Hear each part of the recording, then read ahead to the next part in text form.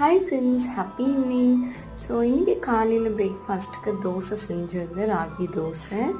And அது கூட ஒரு காரமான சட்னி ரெடி பண்ணியிருந்தேன். ஸோ செம்ம டேஸ்ட்டாக இருந்துச்சு. அண்ட் அதுக்கப்புறம் ஒரு 10 o'clock போல் எதுக்கு எப்போவுமே ஃப்ரூட்ஸ் கொடுக்குறது வழக்கம்.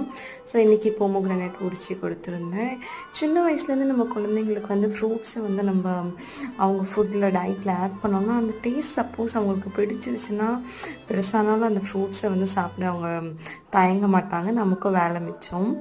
அண்ட் அதுக்கப்புறம் இப்போ வெயில் அதிகமாகிடுச்சு. ஸோ அதனால் ரைஸ் மிச்சம் இருந்ததுனால வத்தல் மாதிரி போடலாம் அப்படின்னு அரைச்சி அதை ரெடி பண்ணிகிட்ருக்கேன்.